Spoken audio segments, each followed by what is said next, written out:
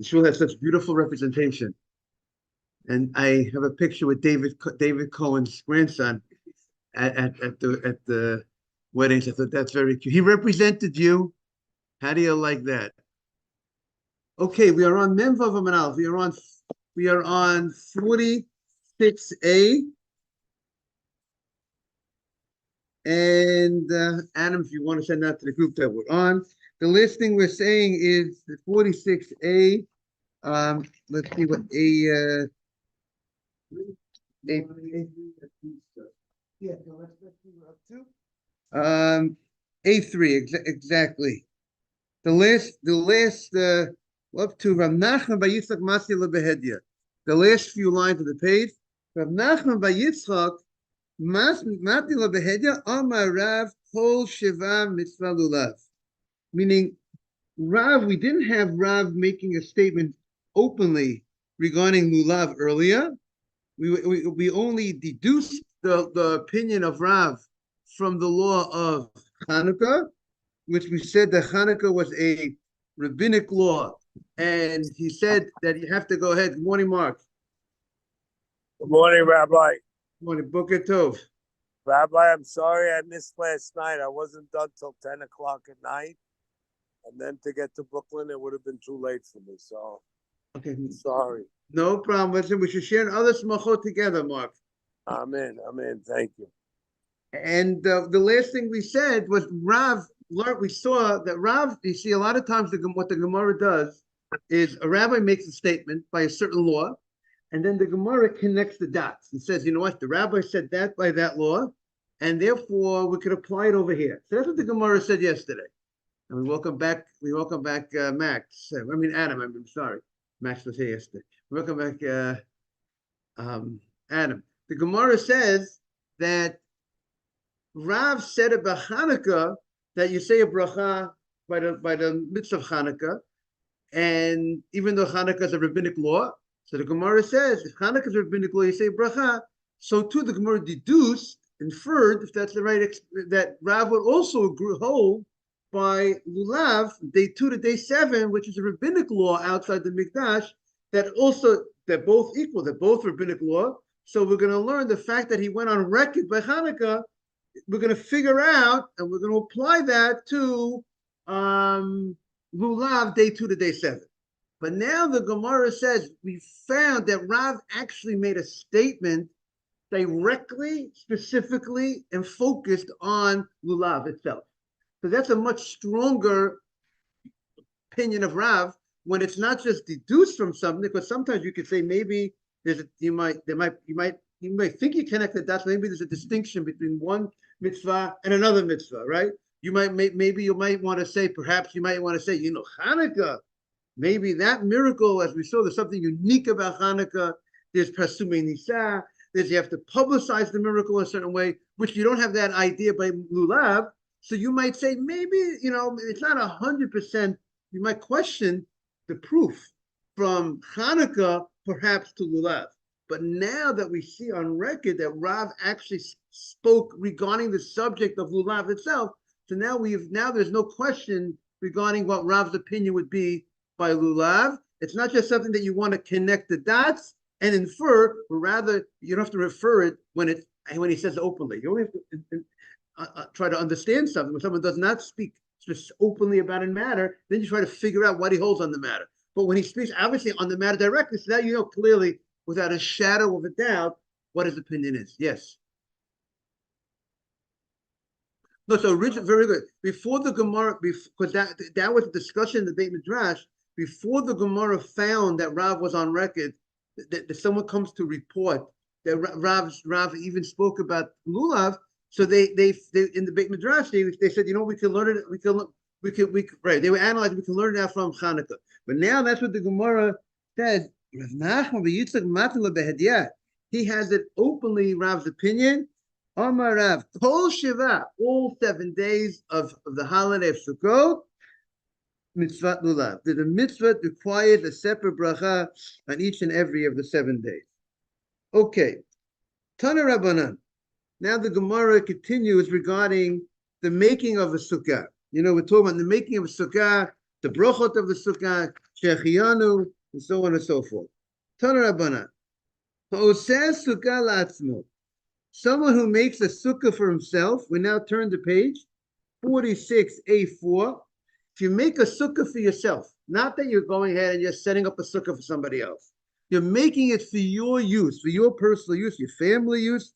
Omer shechianu v'kimanu v'giyonu lazman hazeh.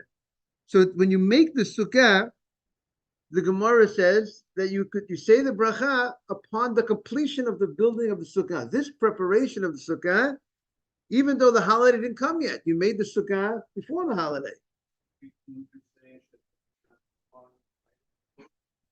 Okay, so Nathan, so this is independent of the Shechianu Sukkah. The night of Sukkah, the Shechianu was about the holiday of Sukkot, and it's hard to imagine that because we know in practice we say both the Shechianu at night and we say Shechianu by day on the Lulav, right?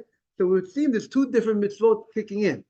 But what happened here is they would say the Shechianu earlier than we do in practice, meaning instead of saying, what did you say? Right. So let's go back and let's answer Nathan's question again. I'm sorry, I was talking about the lulav. We say a separate shechianu in the morning, but our Gemara is talking about the sukkah. Now we have to address Nathan's question. The Gemara says in the old days, at least the opinion of the Gemara here was, you would with the shechianu the first night of Sukkot, you would say shechianu for the sitting in a sukkah. Now here, the Gemara says you would say actually the shechianu when you build the sukkah. When you build the sukkah, you say shechianu, and then the Nathan's question would be a very good question. Once you made a shechianu on the building of sukkah, would you need to make a new shechianu on the first night? Would we say there's a separate shechianu for the holiday of Sukkot, the Yom Tov of Sukkot, meaning independent of the mitzvah of Sukkah? Just like you have two shechianus, the night of Sukkot we say shechianu, and the morning we say a separate shechianu for the mitzvah of Lulav. Would we say a separate shechianu for the sitting of the Sukkah, or the mitzvah of Sukkah which you built before the holiday, and a separate shechianu for the Yom Tov itself? That's a good question. That would have to be looked into more. But you hear his question. You have two different reasons why you might be able to say a separate shechianu the night of Sukkot, because the night of Sukkot, independent of the mitzvah of Sukkah, deserves a shechianu. What's the proof? Shavuot. Look at the holiday of Shavuot. Look at the holiday of Shavuot. Or the holiday of Pesach. What do we do with the holiday of Sukkot, probably Pesach? We say it. Let's take Shavuot for a second. We say shechianu at Kiddush. There's no special mitzvah that we're doing in the night of Shavuot, but we still have a requirement to say shechianu because of the holiday itself. The holiday, independent of any mitzvah that comes with the holiday. So that's a good question.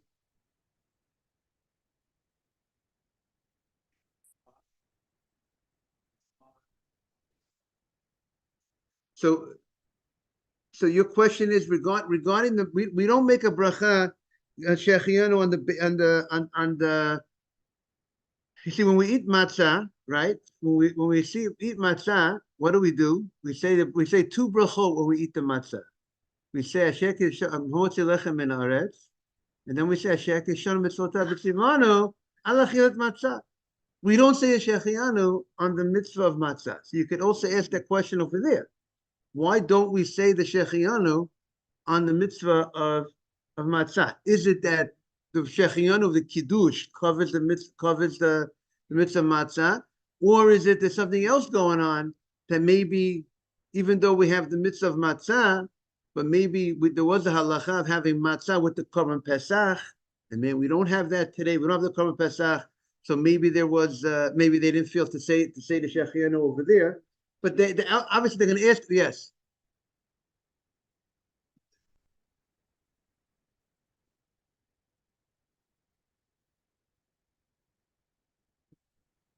Right, very good. So that's another good idea. That shechianu is only instituted on a special simcha of something unique that we don't have.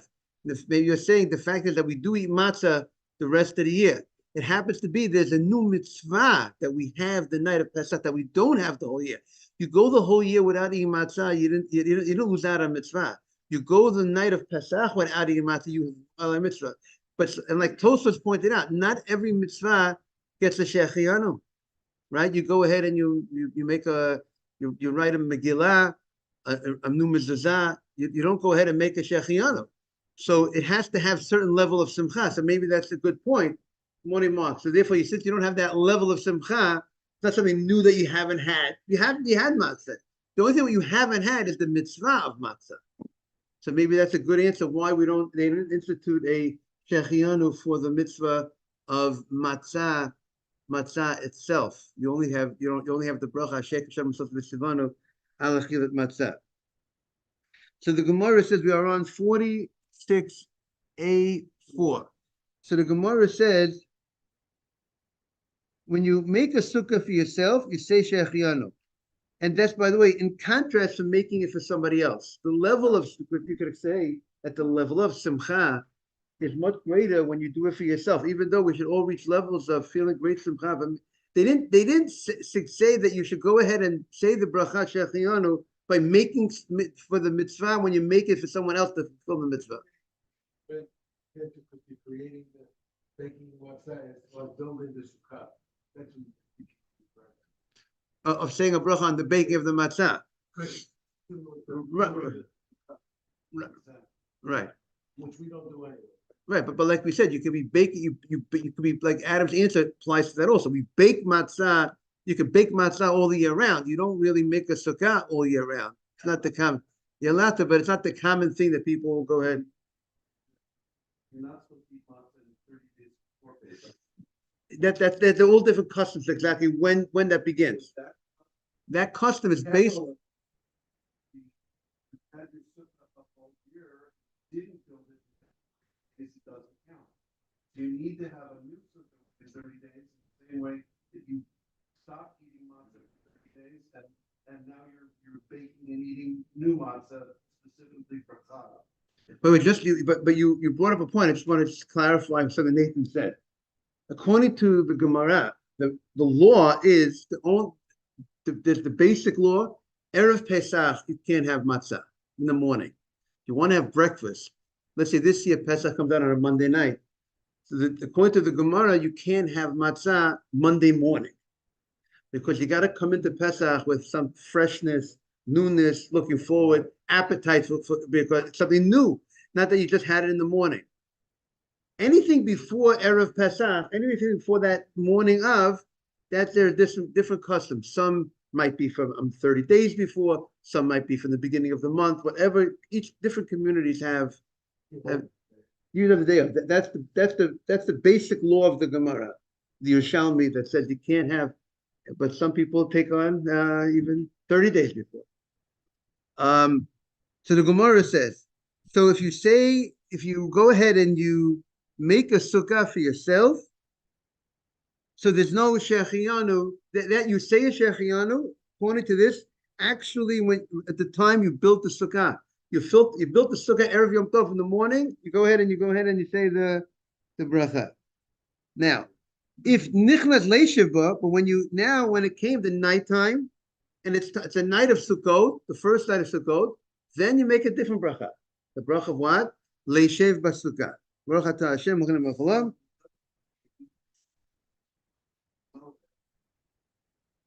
It's precluding the moed, but the question is here in the Gemara, would you also say a second? That your question still remains. The Gemara says that you say a shechianu before when you build the sukkah Erev Yom Tov, and the night of Yom Tov you say the bracha leishev basukkah. The Gemara didn't say leishev and a shechianu again, so that might infer that you will not need a shechianu on the mitzvah sukkah, because the logic. What do you say? Because it only says that you'll say leishev basukkah, and so it says you say the bracha when the night of Sukkot, you're coming into the sukkah. So what do? You say the bracha of leishev basukkah. Now, im yochol lechadish b'davar. So here the Gemara says, if you're going to go ahead, here, sorry, I skipped the line. Haita asuya vomedet. The sukkah was already made from before Yom Tov, and it's already made. You come into someone else made the sukkah. You didn't make the sukkah. The sukkah is already made.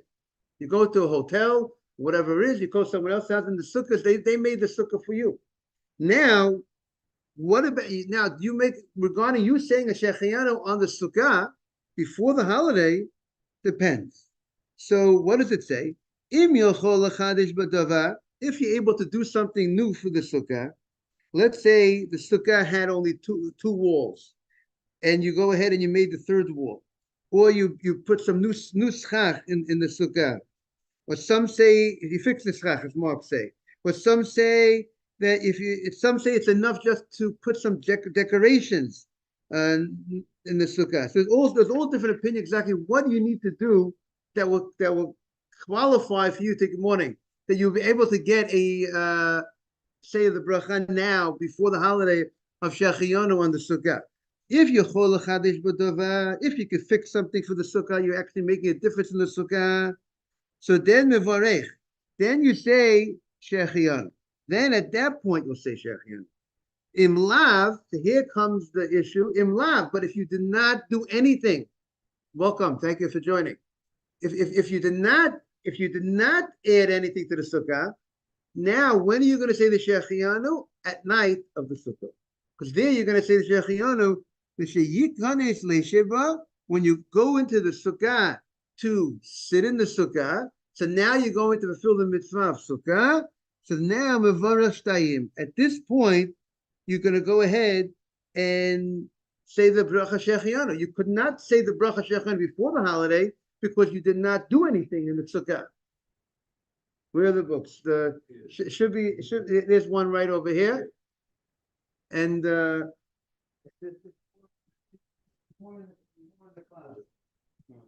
Adam, there's more on the bottom. Should be in the bottom. Okay, the Gemara continues. Amar Rav Ashi.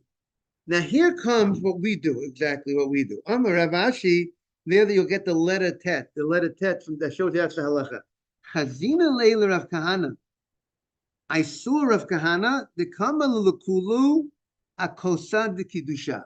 He said all the brachot, the bracha of Shechiyanu and Leishev, instead of saying the Shechiyanu when he built the sukkah, he said it on the cup of wine of Kiddush. Like we actually do in practice. We say we have the Kiddush, even though you might have built a beautiful sukkah before the holiday. When do you say the Shechiyanu? By the Kiddush. Now, what's his logic? Most probably, why do you do it on the cup of wine? Now, because when you do it over a cup of wine, you are lending elegance and honor to the bracha, and therefore, Motzei Shabbat, Saturday night, there's a mitzvah to do Borim Mor Ha'esh. There's a mitzvah to do Borim Mili B'Samim. Those mitzvot are independent of the Havdalah. What do I mean, the independent Havdalah?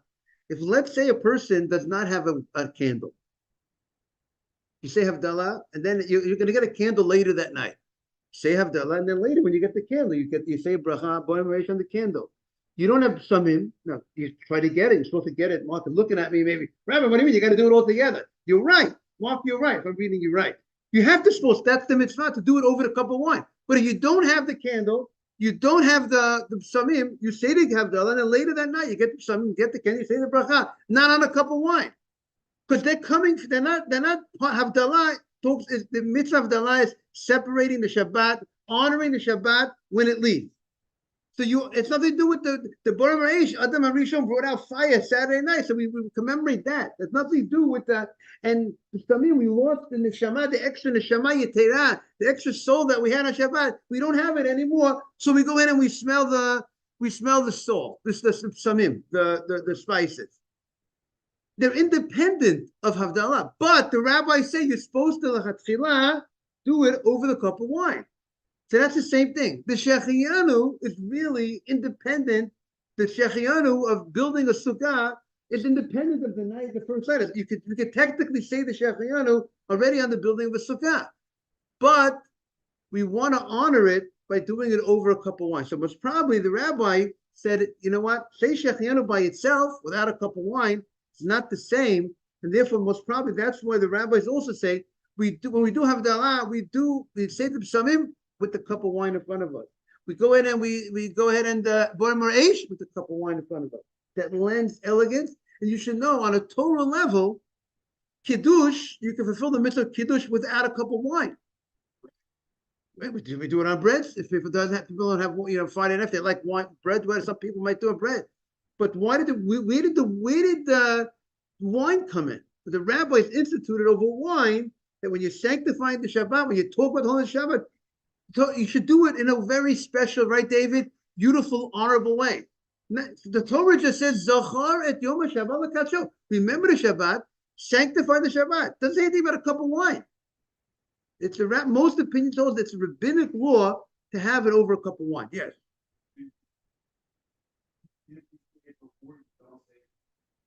If you say the Shechianu before, that's okay.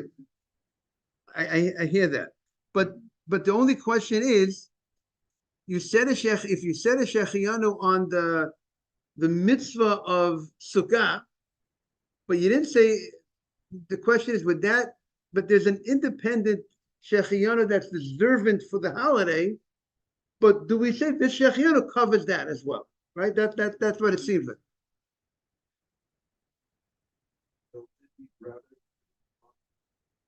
He'd rather do it at the night, put them all together. But here the emphasis was because he wanted to do it on the cup of wine, which would set. Now,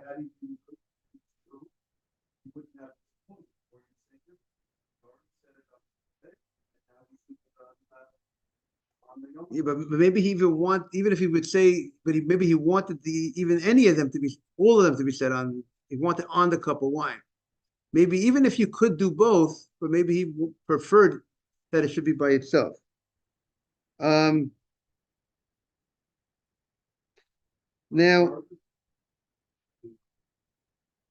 no, we do not do it. So it's in the commentary over here, he says, today there are many people that don't make a sukkah for themselves. They don't build their own sukkah. Rather, many people sit, they go there in one sukkah for many people. Now, if they would say a Shechianu at the time of the building of the sukkah, so then there'll be many people that will not be saying, won't be able to say that it's Shechianu. Therefore, they relied on the minhag of Kahana to say Shechianu at the time of Kiddush.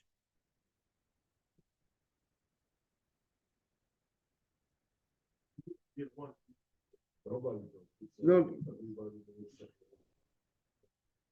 Okay, let's continue in the Gemara. Tana Rabbanan, very interesting Gemara coming up.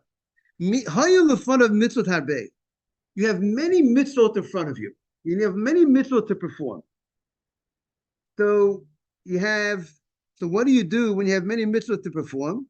So do you go ahead and say a bracha for each mitzvah separately? Or do you say one general bracha? Baruch atah Hashem Elokeinu melech haolam, asher kiddushanu mitzvot v'tzivonu ala mitzvot.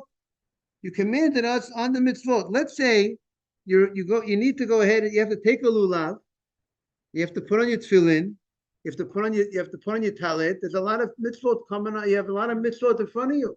You're going to put on your talit, you're going to put on your tefillin, and you're going to go ahead and let's say you have talit and tefillin in front of you. Or you have lulav, you go back to lulav, and you're going to go back. It's about to sit in the sukkah. So, do you say one bracha covers both, or do you say a separate bracha? So comes the Gemara. So the first opinion says, I know it looks like Mr. Batesh is saying, no, Ralph says no. Everybody gets his own bracha. I saw the shake of the head. You're correct. The first opinion is you can say one bracha for all. You go ahead and you say separate, right, David? A separate bracha for each mitzvah. Just like we have the issue with food. You have a lot of foods in front of you, right? Do you say one shahakol niyabed, everything was created with this word, and that would cover your pasta, your salad, your drink. That's your three brachot. Pasta's mizono, salad's hadama, the drink is shako. But what do we don't say one general bracha and then rather we say each thing got to talk about, be more specific. By the way, in life, that's a can have a nice musa lesson. A lesson is that when you're married, people are married, don't just say, compliment your wife. Yeah, everything was very good. Be specific on the compliment. The soup was good, the chicken was good, the dessert was good. Be much more specific. Don't just generalize. How do you like that, Mark?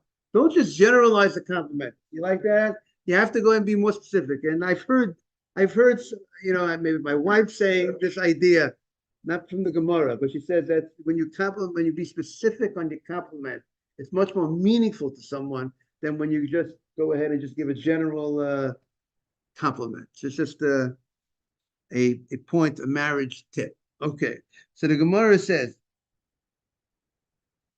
Amar Rav Zera, Vitem Rav Chanina bar Papa. So what's the law? We have a braita. We have two different opinions. You have many mitzvot in front of you. Do you just say one bracha and one bracha covers it all? Or do you say a specific bracha for each and every mitzvah? Remember, the idea of the bracha and the mitzvah is a rabbinic law. It's a rabbinic law to say a bracha before you perform a mitzvah. So now I'm doing many mitzvot. Would the rabbi just say one bracha or not? Or do you say each one specific? So comes the Gemara and says, what's the halacha? Amar Zera Matim Rav Chanina, Hilchot Rabbi Yehuda. The halacha like Rabbi Yehuda, you say a separate bracha on each and every thing. Now, what's the source for it? My timer. What is the reason for Rabbi Yehuda? Why does Rabbi Yehuda? Why is he? We don't like to say, we extra when it comes to brachot. We say brachot that we need to say. If we don't need to say it, well, it's you don't say extra brachot. So why is it? What is compelling him that he goes ahead and he fails? That you have to go ahead and say a separate bracha for each mitzvah that you're performing. The ksiv, there's a pasuk in Tehillim. Baruch Hashem, you say Baruch Hashem, bless you Hashem. We're thanking Hashem yom yom. We're thanking Hashem every day. Every day, daytime. So it means every day comes the day we go in and we thank Hashem. So the Gemara said, is it that we only bless Hashem by daytime? You should bless God by day. What about blessing God at night? Recognizing again, you're not. But bless God. The word Baruch Atah Hashem. When we say a bracha, what does it mean? Blessed are you? It doesn't. We're not blessing God. God doesn't need our blessing. We need His blessing. We're saying He is the source of blessing. Baruch Atah Hashem. Blessed are you, Hashem. And some explain it means you are the source of the blessing. You are the one who gives blessing.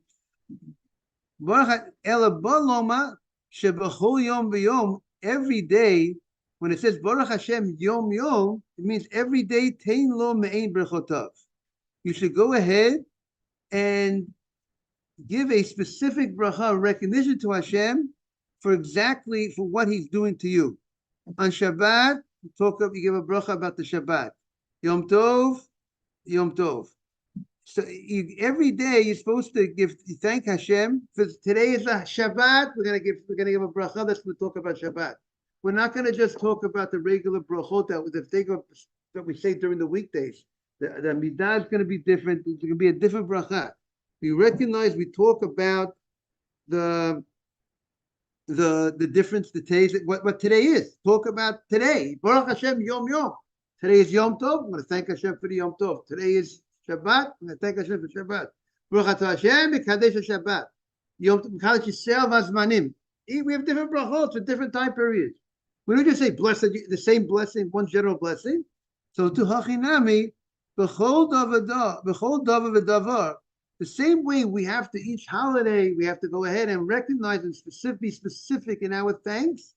So too, also when it comes to brachot on mitzvot, on a mitzvah, you have to say a separate bracha for each mitzvah that you perform.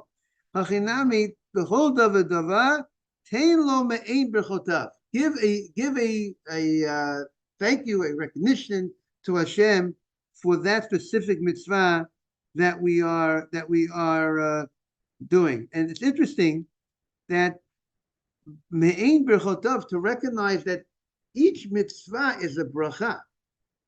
It's a bracha that God gave to us to give us this mitzvah. See the language of the Gemara? The Gemara is talking about mitzvot. When you have many mitzvot, it says you should give to Hashem me'ein berchotav. Similar talk about the bracha that He gave to you.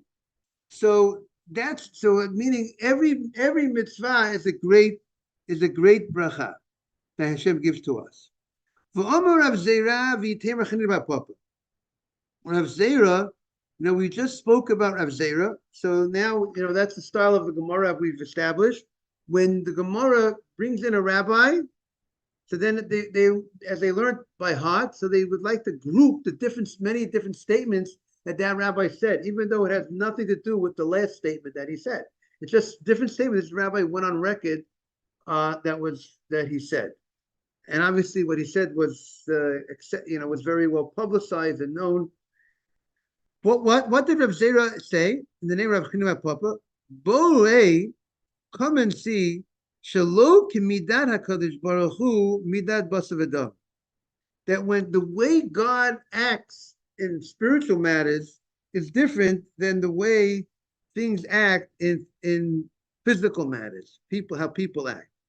Midat basav adam kach. When it comes to people, klei reikon. Now we're turning the page. If you have, now we're on Menvav of a bed. Mazel tov, mabruk. 46b. If you have an empty utensil, how do things work in the physical world? The physical world, physical matters, if you have an empty utensil, an empty cup, so marzik, that empty cup can hold something. You could put something into the empty cup, right? If the cup, if it's malay, if it's a full cup, you want to pour something more into the full cup, it can't contain it. But the cup is limited, which shows you a little bit about the physical has limitations. And therefore, if the cup, you have a 7-ounce cup, you fill the cup up to the top. If it's full, you can't put anything in. However, when it comes to spirituality, it's the opposite. How spirituality works? Malay, a person who is full, a person who has a lot of Torah in him, a person who learns a lot of Torah, so he has so much, the cup is full, but he has room for, what happens is, Malay, so what happens, he's able malzik. You go ahead and he continue to more holiness, more spirituality. The person who has, the more you have spirituality, the more you want, the more you grow, the more room is for you to become for you. However, Rekam, but a person who is empty, a person who is empty, who doesn't not interested in Torah, a person, to that person ain't a marzik. Now the Torah doesn't really fill the person up. Ain't a marzik. So how do they? So the way they translate it over here is that he's not, the spirit, the more a guy who's empty, you try to tell him something spiritual, it's very hard for him to absorb that spiritual lesson because he's so far from it. He's not into it. So it's hard for him to grasp it, to understand it, and to continue. It seems much more difficult. It's much more difficult for him to absorb that new idea. So let's see how in the article over here it says on number 1. See, they say a person, an empty vessel, meaning a person who's they say is devoid of Torah, cannot hold things of spiritual nature. So what does that mean? They cannot hold, and the Gemara says, look what the Gemara says. Shenema, and the Gemara brings a proof. Shenema. V'hoya im shamoa. If, what do we say in the Shema? V'hoya im shamoa, this is another pasuk. V'hoya im shamoa tishma. The pasuk says, if you will hear, you shall hear. What does that mean? If you hear, you shall hear. That sounds very... Ah, very. Torah, you have absorption capacity, and if your emptiness lacks absorption capacity, it doesn't matter how much you pour in it, nothing will be retained. Very good. So that's the v'hayim shamoa. If you hear, meaning you're a person who's accustomed to hearing, to learning, to growing, then tishma. Then you will go ahead and you will hear another time. You will learn more. And then you will be able to learn more and grow. But the imlav, but if you're a person who's you don't bother to listen when you're young, it's going to be very hard for you to grasp new teachings when you're old.